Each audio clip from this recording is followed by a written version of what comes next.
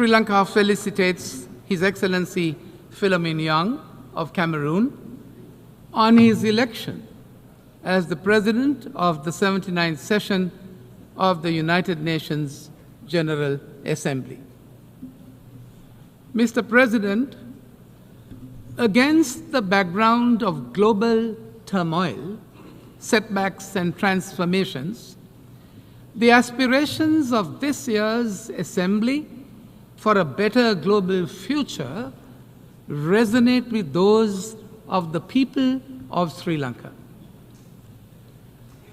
On the 23rd of September, following a transparent and peaceful electoral process and a dignified transition in keeping with our decades of democratic practice, His Excellency President Anura Kumara Dissanayake was sworn in as the 9th Executive President of Sri Lanka. The people of Sri Lanka have vested in him the mandate to realize the people's aspirations for the future and to build a sustainable foundation for future generations. His Excellency President Dissanayake has outlined to the nation his determination to put in place a united Sri Lanka and a transformed ethical political culture. A political culture echoing the wishes of the people. His future trajectory combines nation building based on public trust in governance and in the political system through accountability, integrity, and the elimination of waste and corruption.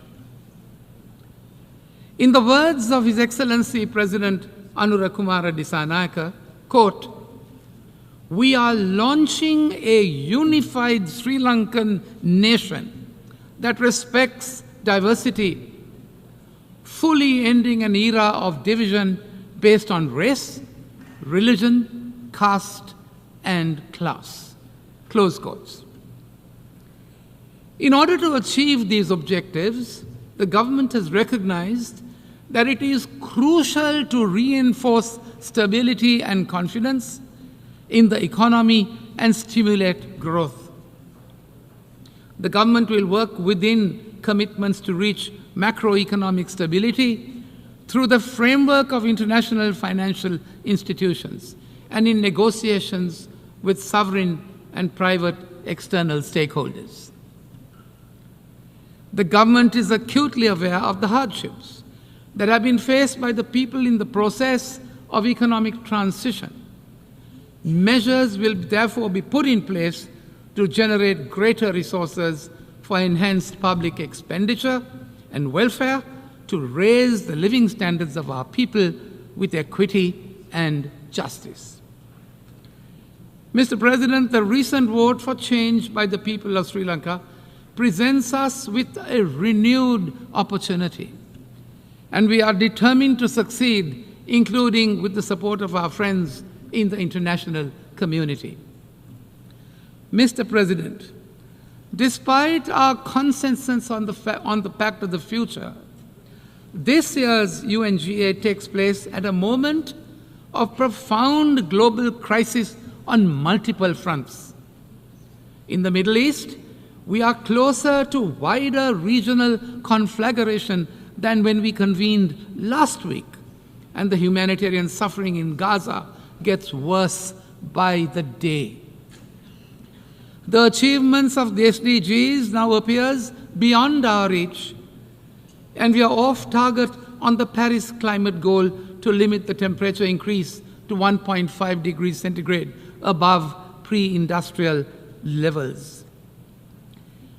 Big power rivalries and geopolitical tensions have reignited and widened, and new rifts are reappearing on north-south lines.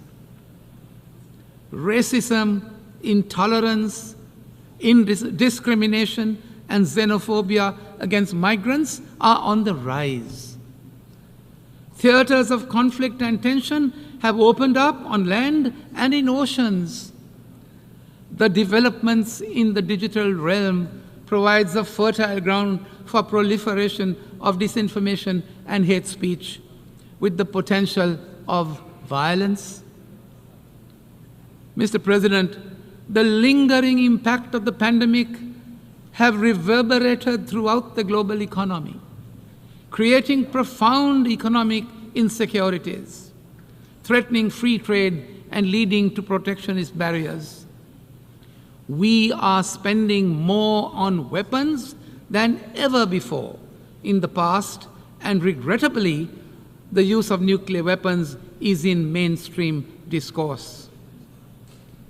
New domains are being weaponized, including outer space and cyberspace, while the use of AI is challenging international humanitarian law in the battlefield.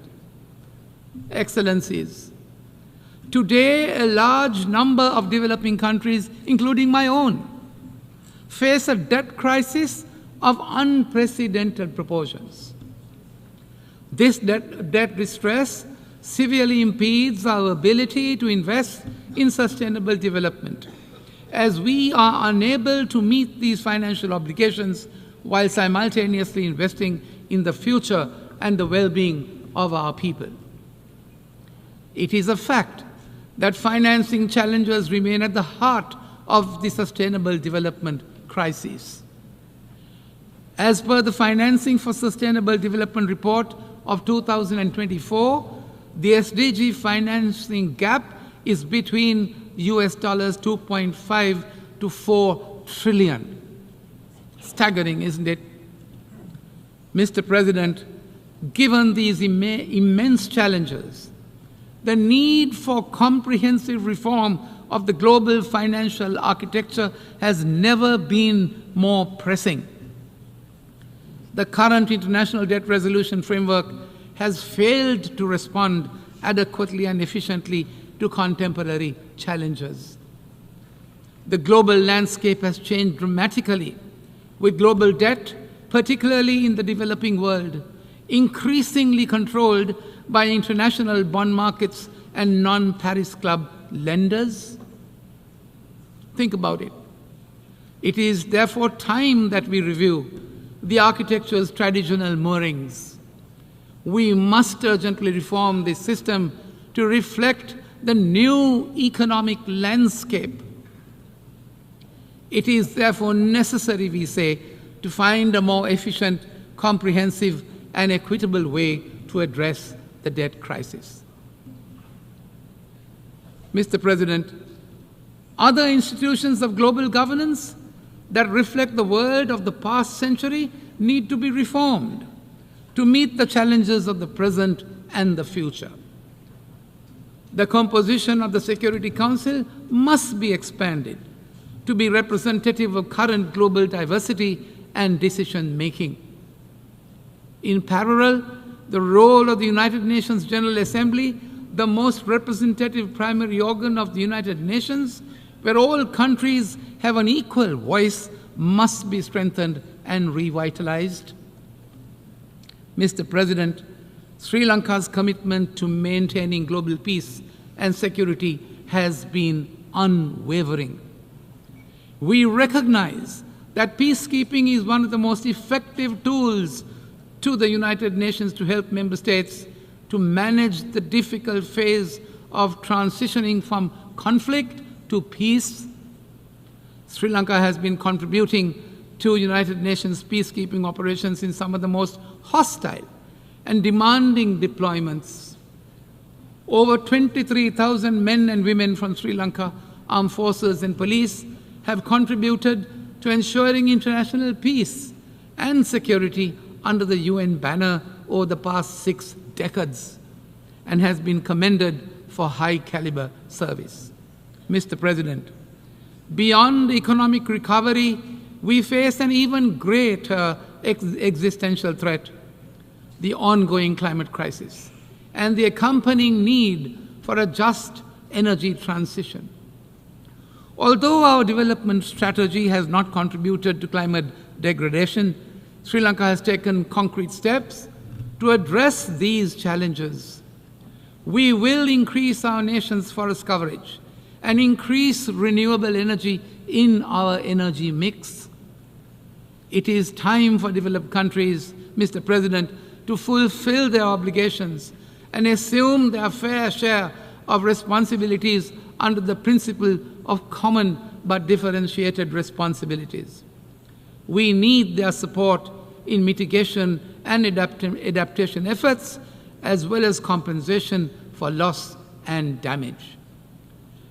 Without a concerted international effort, Mr. President, to bridge the climate financing gap, the burden of climate impacts will continue to fall most heavily on those least responsible for the crisis.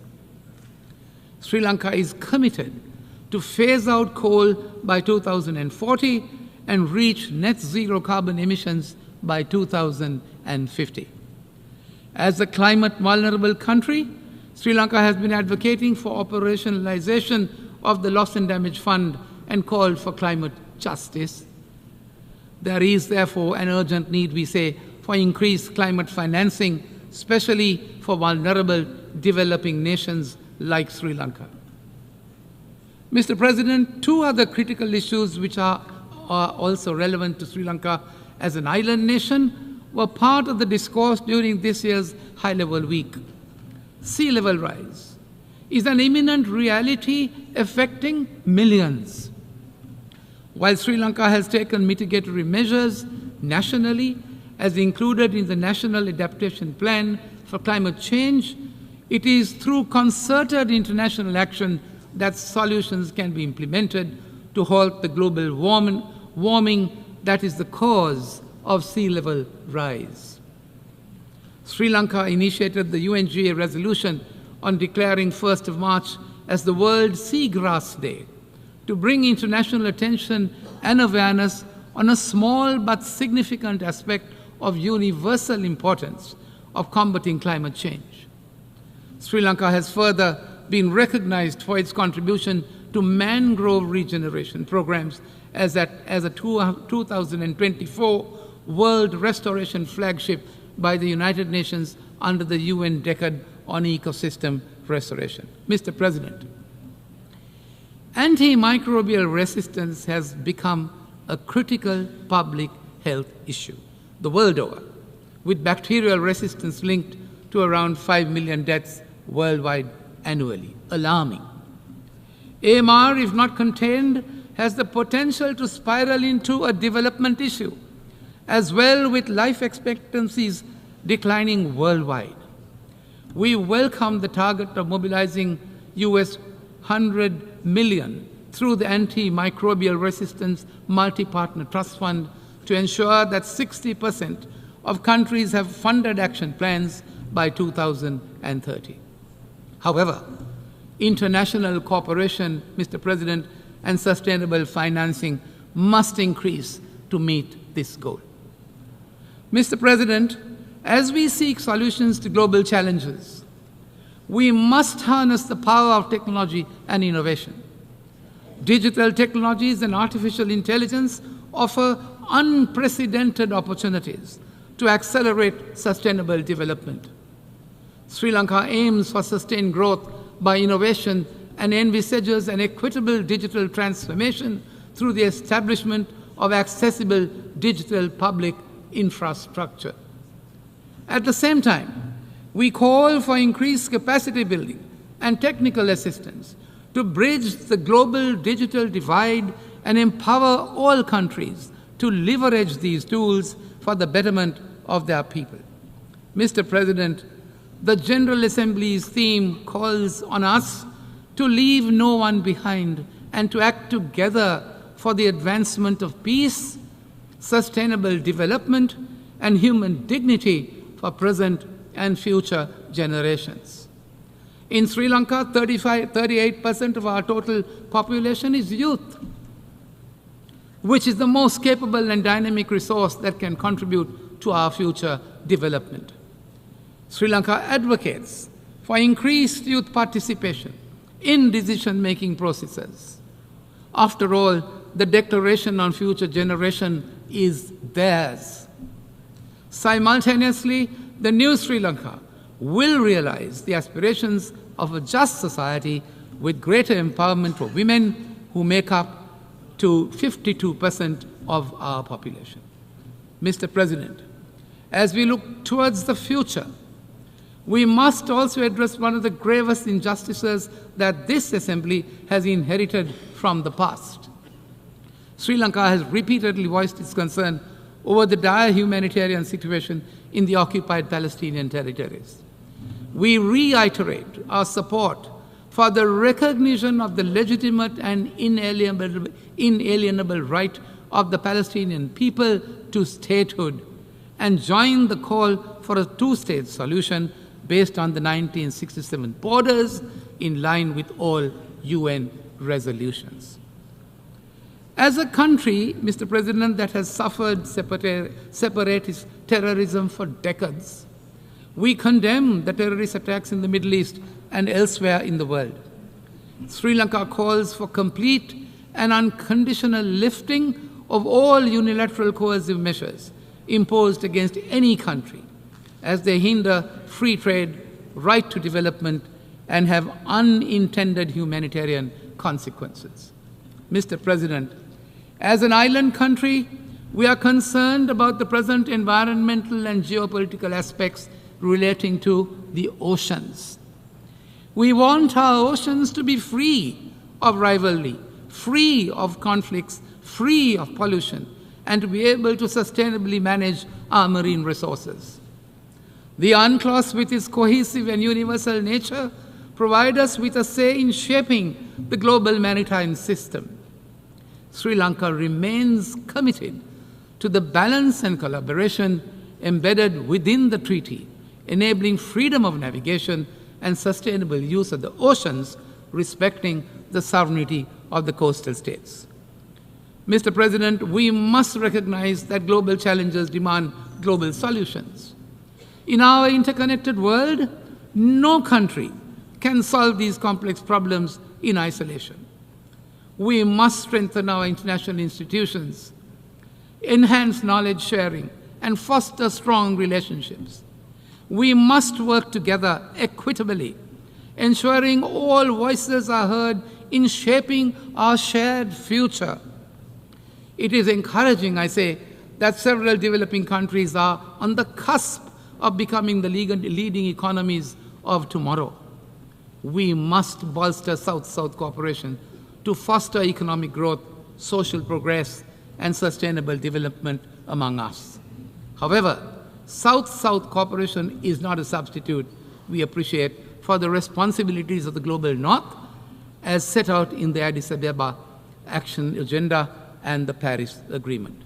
Mr. President, in conclusion, as Sri Lanka embarks on a path of national unity, ethical governance, and economic recovery, and growth with justice and equity under a new leadership, we reiterate our commitment to multilateral cooperation in pursuit of peace, of prosperity, and of sustainability. We must harness the power of international solidarity, my dear friends, to confront the interconnected challenges before us, as well as to explore durable solutions to the generations to come. I thank you, Mr. President. Muchísimas gracias al jefe.